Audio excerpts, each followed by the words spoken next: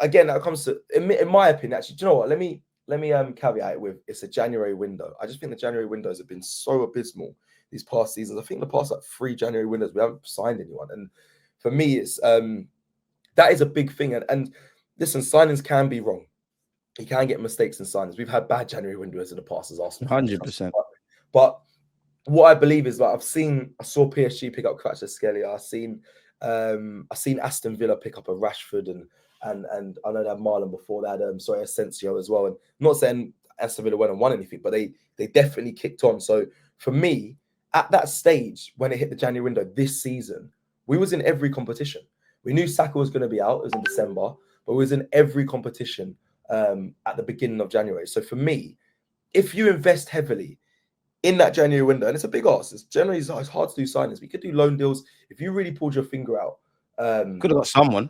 Yeah, exactly. Someone. I'm saying if you try to push and brought in a few bodies, especially with the way players went down, I really do feel that Arsenal could have kicked on and picked up silverware this season, but we didn't. We could have even got Kvaratskhelia. We could have got Cava in that January, but PSG went and got him. They won the Champions League. That's kind of the difference for me. There might be other things. People talk about mentality and whatnot, and all these other things about getting over the line. But it's hard for me to say things like that when I'm not really in the camp. I haven't really I've spoken with players throughout the season, but I don't know what it is, because every time I speak to them and I hear from the manager, or I've seen people around the manager, they are so laser focused on winning trophies like that. Everyone speaks. Even I saw Marzo Skelly and Ian Wright. When I saw Marzo Skelly at Baller League, and he was just like, bro, the first thing he said to me was like, listen, I know we kind of let you guys down this season. Like, we are going to win something. I'm like, that's the first thing that came out of his mouth. Like, I didn't even say yo. He said, no, he said, it's finally good to meet you. And then he said that. And I was like, bro, didn't even ask. I'm going to be calm. I wouldn't even ask about football, because I know how you man listen, you're off season now. But that they are so focused on winning silver. And I understand that. And even in the training ground, I know they've got, all the mementos to make it their time, their history, like to create their future by having like the blacked out Premier League and having like spaces for their photos and whatnot. They have all that because they know what they need to do to get that. And I know that people will say, oh, it's all BS, all these things in the training and stuff. But when you look at Maddison, the first thing Maddison said when he won the Europa League, sorry, not conference, my bad. Europa League. The first thing he said in his interview was like, Ange put there was a space. No, there's photos of the last winners at Tottenham all over the training ground.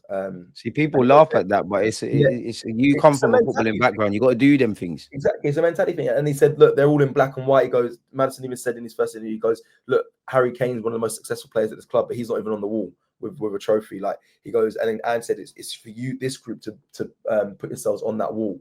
And that's the first thing you're saying in a post-match interview after winning the trophy. I mean, those little things, those little percentages do definitely mean stuff. So I know they're focused for it. So I don't think it's a mentality thing. I think it might. Yeah, I think for me, it's the club not investing in certain windows. The January window is massive. And then maybe some people can say it's experience. Like, is there experienced winners in that dressing room?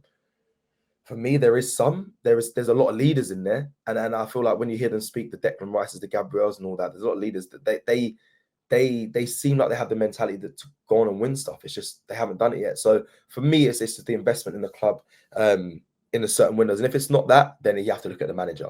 But right now, I am looking at him with one eye, but I'm not full beaming him like, brother, this you. So yeah, man, I think it's the windows.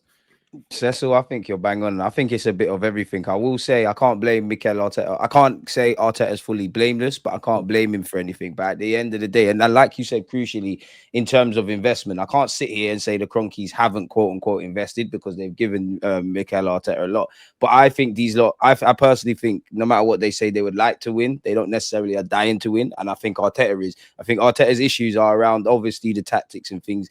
And as you're kind of alluding to, I don't feel there's one particular reason as to why our season didn't happen. Obviously, maybe Mikel Arteta adapted, didn't necessarily evolve. We're carrying players, we didn't invest, refereeing decisions, injuries. There's a whole bunch of stuff.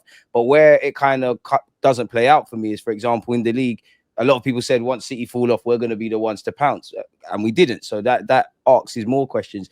I've looked back to the summer of last year because I feel everything we want to see in the club this summer we should have done. January, as you're kind of alluding to, is the last chance saloon type of thing. It's like, just get something done, give us a bit more juice, try and wrestle back the silverware. And it told me those above Mikel Arteta, I think they're just cool with Champions League because it was predictable was going to get more injuries. Honestly, I feel sorry for the players. I do, because I've seen players I don't necessarily rate step up. People rush back from injuries. People play with injuries. You know, just really run themselves into the ground.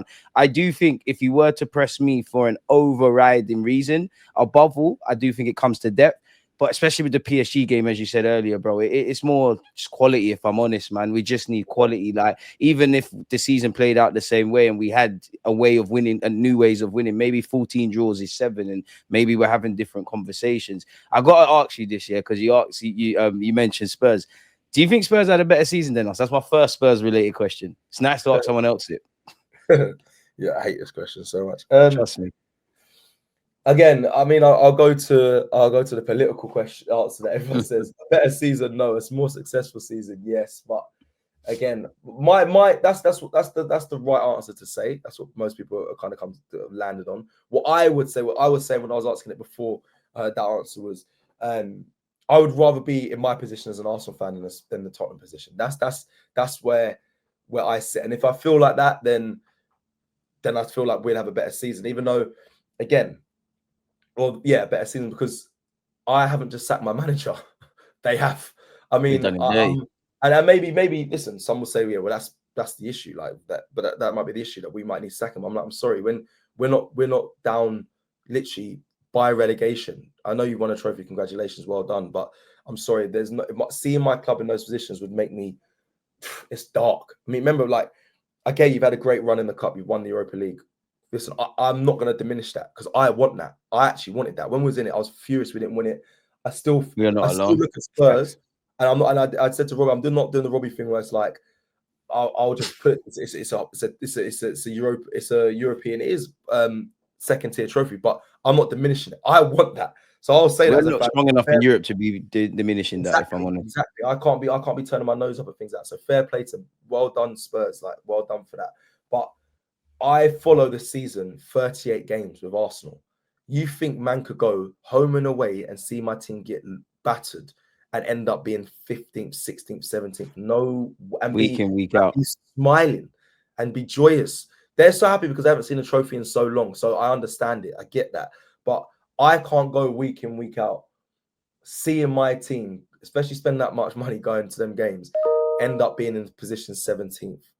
Or 16th. I'm sorry, there's no way. So for me, if Spurs fans happy with that, that's fine. You won a trophy, you can enjoy your day out. It is, again, I said at the beginning, winning trophies is important in football, of course, but nah, for me, I'd rather be where I am as an Arsenal fan than where they are. Being devil's advocate again, Cecil, like, do you think Spurs have higher standards than us? Because some would say they've sacked their manager and he's won a trophy. We haven't necessarily done that. That's a question I was asked yesterday as well. Oh, it's an interesting way to look at it, but I would definitely say no. I mean, they finished 7th, bro. We were calling for Arteta's head when we lost our first 3 games that season, when Brentford beat us and whatnot, and was dropping low. Wenger was killed for a lot less than what Arteta was getting away with as well. So we definitely have exactly that. Like, so, like, no, their standards aren't the standards are definitely not higher than us. I mean, they lured up Poch, who finished, and granted, we're sitting there now, finishing second, but they lured up Poch for one of their greatest managers ever at their club, and he didn't win anything. Let's not forget that. So, and they cry for him to come back and stuff. So, like, let's just remember that when it comes to, like, standards, like, we are questioning our manager regularly. Even if he went now, we wouldn't be saying Mikel Arteta is one of our greatest managers ever. So that's a good point. So let's not forget that. So yeah, man, I don't think they have higher standards than us. They don't.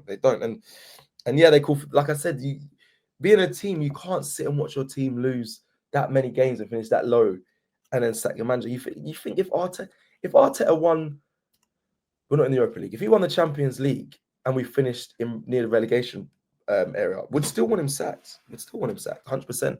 I'm questioning Arteta right now I'm questioning Arteta right now because the style of football's changed. From the last season, I hated what I didn't hate what I don't think it's evolved. I just liked watching Arsenal a majority of the season because the way we were playing. The season before, we were battering teams, singing with stadiums empty everywhere we go, bopping teams 5-6, 4-0. Like this season has been a bit dread watching. He's been gone with possession and suffocating teams and it's been just slugging through, if I'm honest. Well, yeah, and exactly, literally just getting through set piece wins and stuff. Trust me, next season, if it's the same, I'll be then questioning the manager because the style of play is stagnant. It's not allowing players. I watch PSG and think, oh, I'm jealous of that boy. That's exciting. Yeah. That's electric. You're seeing their guys track back and do your madness. Exactly. They're doing both. And we have the players to do that. We have young players coming through. We have that level of quality in our team. So for me, if we don't address that going into this season, I'll be on the manager. So our standards are higher. Sorry, the initial question was our standards, and our standards are definitely higher because we demand more. We're a bigger club than Spurs. We always have been. How do you feel about this comment on screen? Because I think that was in relation to when we're talking about how we're playing. He said the way teams play against us has changed, though. I disagree, but I disagree. I agree, sorry, in the sense that we know low blocks, compactness, they're going to do that. I disagree in the sense of that's going to happen. If you know Arsenal's a better team than you, we can damage you. We're positional monsters. You see it as well. Like you see all the interviews footballers do and they talk about, Arsenal's one of the toughest teams. They're naturally going to do that. Where I disagree is because I genuinely feel whether it's about the depth, the quality, relying on the same old players to get us through, and many other reasons, the things that we learned last season, they're not necessarily isolated and new to the season that's just gone by. They were there in the previous year. So arguably, if nothing changes, nothing changes. But what would you say towards that? After that, pop up the question just underneath that as well, or the statement from Beast, like Leo, MCFC afterwards. This one, TW, the way teams play against us has changed, though. That is true. But again, like you just said there, for me, remember, I played to a very, very good standard, yeah? I remember coming up against teams like Dagenham and Redbridge. We played Millwall. We played Dagenham, Redbridge, Millwall, Stevenage, and a lot of those teams, physical, mad. As you can imagine. Physical, strong, and they'll try and bully us, We knew that. So we adjusted how to beat those teams. Move the ball quick, know how to walk pockets to attack, where the weaknesses are. We know how to beat those teams. So for me, when teams initially changed against us and they set up in the low blocks, I get it. It's hard. We have to try and work to break it down. Brother, I've seen teams play low block against us for now 2 seasons. You have to find a solution. Plus, you've also had windows to bring in players that can to better your chances. Arteta's a smart man. Find the way. Find a way, brother. You get paid. You're the second highest paid manager in the Premier League. You got to find a way, bro. Like that's what you're paid to do. And he's not an idiot. Like you said, he's a very intelligent coach. Like he looks at every dynamic of a match. So for me, yes, teams do change their way when they play against us, and we play better when we play against open teams. Cool, but you now need to know how to play good against open teams and play good against teams that do low blocks. I'm sorry, that's a standard. He knows that anyway as well, but it doesn't matter. Like again, I play teams where they set up in certain ways. We learn how to break them down. We should know how to break a team down by that there's a low block. So yeah, exactly, man. What was the second thing you told me to bring up? The Beastie Layer FC said, Cecil, I feel like you don't give your honest views because you're paid. No Cecil slander will be tolerated, mate. No, that's good.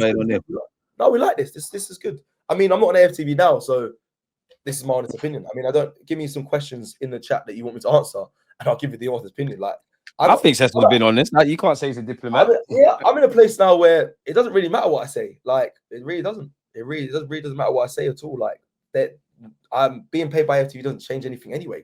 AFTV is a platform where fans give their honest opinion. If I was paid by the club, different, but I'm not. So, yeah, right now the club's vexing me, but it's how we are. Right now, we're 5 days into the window, and I know people say, calm down, but it's a joke that other teams are making signs. I'm sure we'll get to at some point. And let's start there, man, because we can before we both forget, man. Is it reasons to panic? Like, does it bring frustration for you?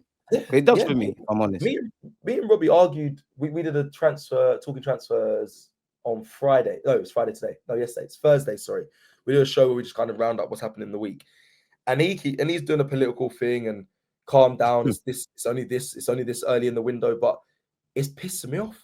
And I'm not one to be like this. I'm definitely not. This is a Turkish attitude. Like It's 5 days in and you're getting angry. I said, yeah, like, I know how this, like, right, there's many reasons why. One, PTSD, of course. Like, we've gone through many windows where we move slow. Two, why are we moving slow again? I don't get it. Like, every window we do this. And I think, I don't know why. I actually don't know why. I thought with the new Andrew Berta coming in, from what I heard, he's good at doing deals, get things done quickly. He's quite assertive and he's quite aggressive when it comes to making signings. Other clubs have made signings already, and we haven't. Liverpool, United. And the reason why I say it is because, like, remember, man does welcome videos. Some people love them, some people hate them. Cool. I do them, and I expect the club to, by completion, have the deal done and announced, because we take a lot of time to do them. I'll be honest. Like for instance, the Martin Zubimendi news that got dropped back near January, brother. We knew about Martin Zubimendi when we bottled. Well, it's not bottled, but when they say we bottled the league, when we knew Liverpool were going to win it, the club, in my opinion, pushed the journalists to say, drop this now. Martin Zubimendi, keep them happy. We've got Martin. There is an element of that. People can't sit here and deny that with all football teams. The timing's too clean. Literally, the day or the weekend Powder dry in the league, they dropped the Martin Zubimendi news. Then we got knocked out to PSG in the Champions League further down the line. Martin Zubimendi pretty much done. Came back into the Arsenal atmosphere. That news being pushed in again. So I'm like, the timing's too perfect for them not to put motion on that. So they've done all that before this summer window's opened, and we still haven't announced Martin Zubimendi. Don't piss me off. I'm sorry. Clubs have signed other players. It's a joke. It's a joke what they're doing over there. And even still, they've opened the window early because of the Club World Cup. Get your deals done. Business should be done early to allow the player. Granted, listen, they won't be integrated straight away because teams are away in international duty, but at least get it. Like, we've known about this for so long. Get it done. The Declan Rice deal, I knew about it back in the January before. It took halfway through the summer window for us to actually announce. Actually, it was towards the back end of the summer window to actually announce him. So for me, it's annoying. It's an issue. I don't know why it takes so long. Some people are saying because of the books need to be renewed in July. So a lot of teams are waiting to do the business in July. Okay, but then get other deals done that some clubs don't have to wait till July. Other clubs are doing business now. And if I look at it, Mbeumo and Cunha, listen, Mbeumo's not confirmed yet. For me, I'm like, brother, I'm looking at Sesko and Zubimendi. I actually like, when you look at Cunha and Mbeumo, there's an argument there to say they're more established, more Premier League proven, and probably maybe a better signings than what we're linked to potentially. And that's the thing. I look at it on a twofold, because like you, I'm not one to scream and shout just because I can't necessarily see anything. I don't know Berta or I don't know Arteta, and I do want to kind of calm myself down at least until the window's done. But then I do think there's a correlation, at least in the last few years, when we've got players in early, like for pre-season, generally they've done quite well. And then I understand even the most calmest of Arsenal fans, if they were like, you know what, the window's just open, don't watch what other teams are doing. Do you really think Arsenal are not working in the background? A lot of these things are true. But then I looked to last summer and that was my thinking. And granted, yeah, Mikel Merino came in, Calafiori arrived. And then you saw what we did on deadline day with Neto and Sterling. And if I'm honest, not even in hindsight, because I said it on the time on my platform, I said, when that window shut, I kind of checked out from us winning the league. It kind of felt to me that too many things would have to go right. We need everyone fit. We need a lot of players to go through purple patches. Nothing could go wrong, which obviously, as you saw this season, was the complete opposite. And like you're saying, I just think it's a case of just frustration for us Arsenal fans. We've seen our pagans win trophies. We ain't obviously won the league. People are frustrated with the manager. People don't necessarily rate Gyökeres or Sesko. You're seeing what other teams are doing. It's just adding to the frustration. And I hope the team deliver, man, because I do think Arteta on the transfer front has set himself up for failure purely on the basis of, you've told me as a fan that you're kind of like the fool guy, because you're typically quite diplomatic when it comes to transfers. He always says them things, Cecil, like, oh, we're always going to try and improve the team. We need super players, etc. No problem. In January, he was very specific about wanting the striker. Then obviously the transfer news kind of went dead. And towards the end of the season, especially when Berta came in, like, he's been very bullish. He's like, we're going to do some exciting business. I'm getting goosebumps, Berta, this, that, and the other. Now, I don't expect him to say anything different, but naturally, you're arousing fans' imagination. So if it doesn't bang, we're in issues. We owe our fans, at the very least, and actually, I would extend that to the playing staff, the summer you should have had last year, man, because it's not sustainable, bro. Like, it really isn't. Like, I know we're gonna get into the Gyökeres Sesko stuff, but as much as I wanna, Sesko's got pros, Gyökeres has got pros, they both got cons. I'm at the point, bro, where just sign me a striker. Just the areas you need to address, just get them in, and let's just go, man. But I also feel sorry for Berta. Do you think Berta can't win this window? Because obviously he's been here for 2 minutes. Can't imagine what he's supposed to do in a matter of months. Everybody's expecting signings in early. Obviously, he's got a lot to do. We're seeing new contracts. We're seeing many links. Like, do you think Berta is not set up to fail, but there's too much hope in him, I guess I'm alluding to? I feel sorry for Edu because I'm an Edu fan, and I still feel like he left. I think there was some beef behind the scenes as well. 100%. For me, Berta, I actually don't think he has too much of a hard job. I'll be real. So you reckon? Yeah. I mean, you're under pressure because you're Arsenal, but I think you re-sign the players. Gabriel Magalhaes has just re-signed. Done a really over the moon for that. You get those players, him, Salibas, the Saka, all those people on new deals and that.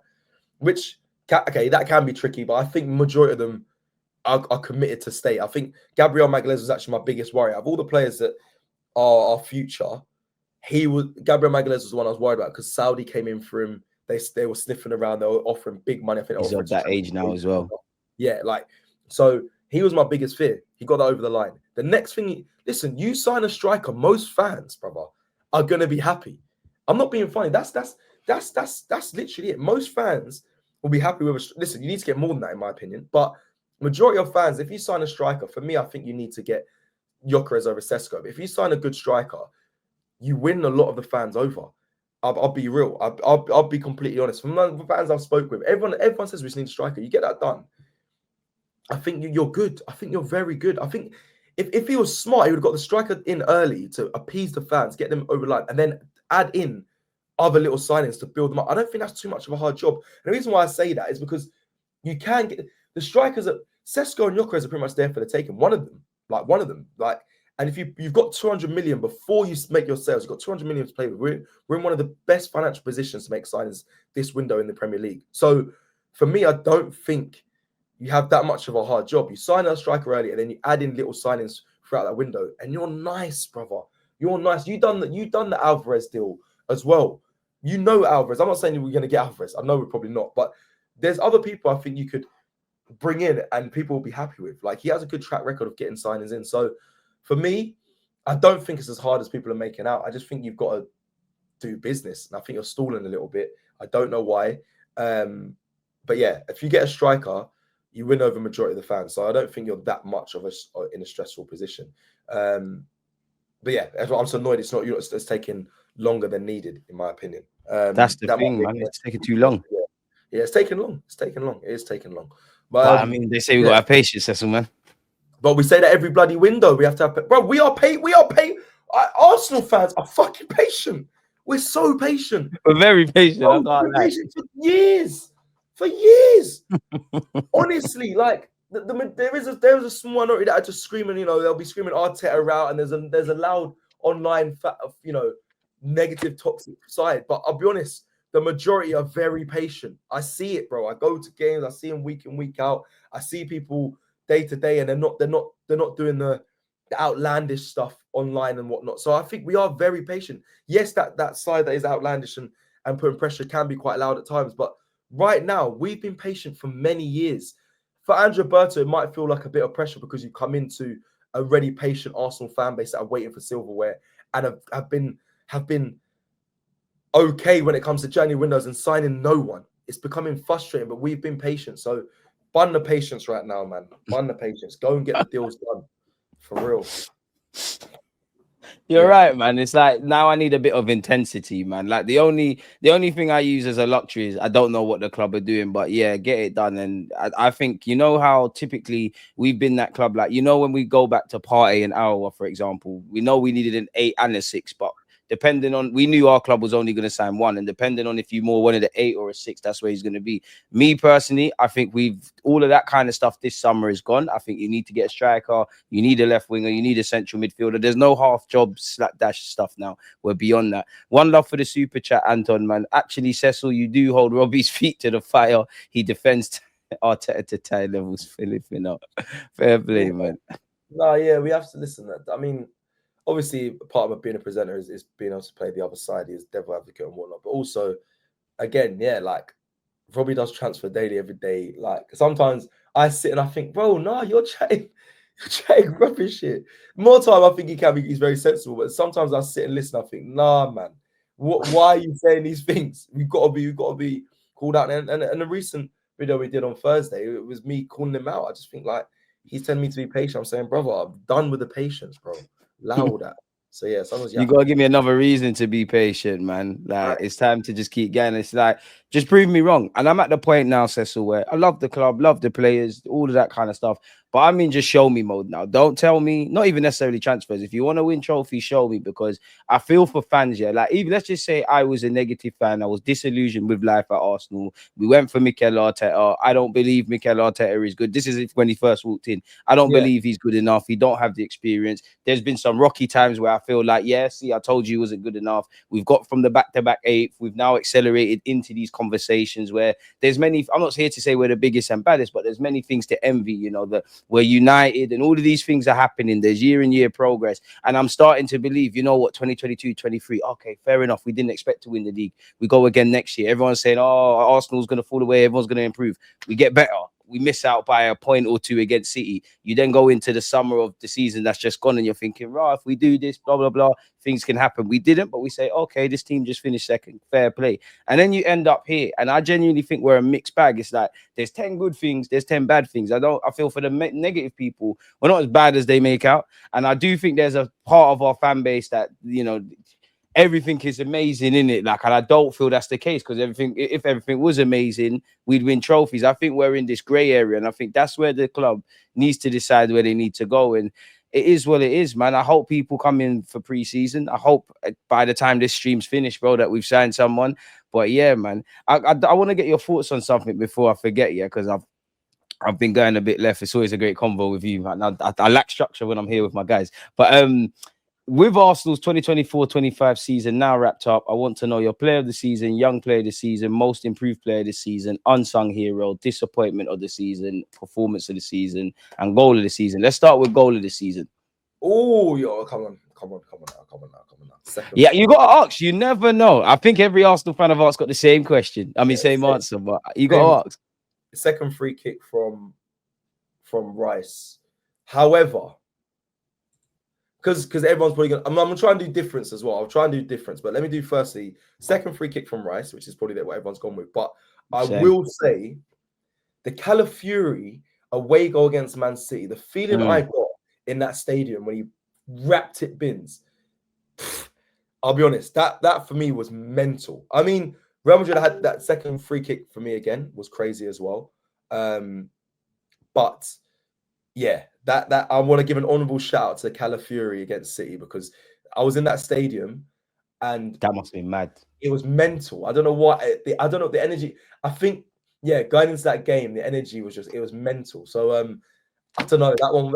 I'll give him that. I'm giving that. But I'm gonna go. I know it's obvious one. The Rice second free kick for me, because he done it twice and it's obviously against Real Madrid. But big shout out to Calafiori, man. That was a madness. That come out of nowhere. A defender.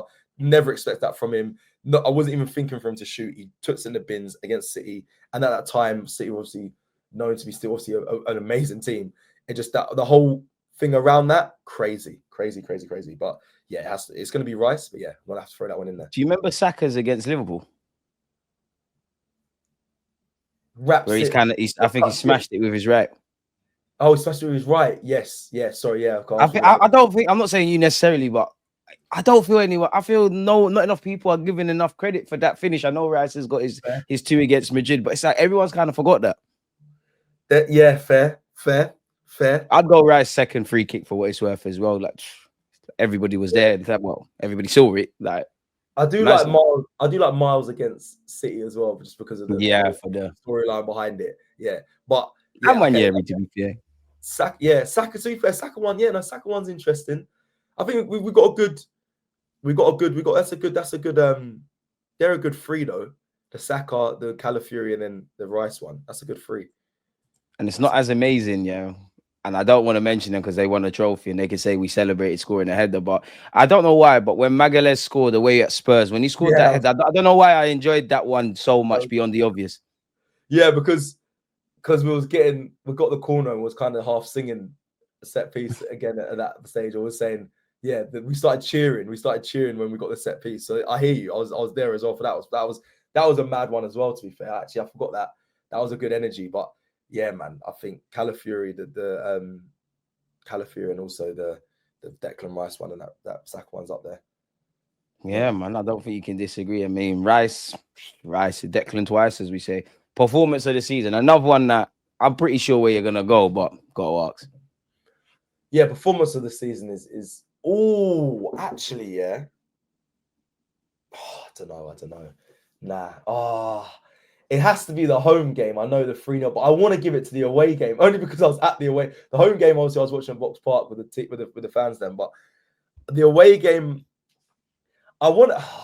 Do you know what? Fuck, this is my list. Yeah, man. Yeah, it's let's yours. do the away, man. Like, listen, the home game was probably better football. However, the away game, and I'm going to give you the context as why. One, yeah, I was there, but two, when we arrived in Spain, people, every freaking Real Madrid fan was saying, Remontada, you lot haven't experienced. It's going to be a long night. The way they were so arrogant, it actually annoyed me, but I also envied it because I was like, wow, you lot are so fucking confident in your team. And I respect that. But we went out for dinner, we went to the hotel and or our Airbnb, and even the people that were in the Airbnb locations, they were like, you wait, just wait. They were doing They're this. so convinced. They were saying the way they were saying, like, we're gonna lose. I kept saying, bro, we're 3-0 up. They were like, so, and I was like, you lot are actually mad. But I said, I rate it, but you lot are mad. And then I was thinking, then I started questioning Arsenal. I was like, wait, we're gonna lose. And then Robbie was like, don't be silly. I was like, brother, why are they so confident? And then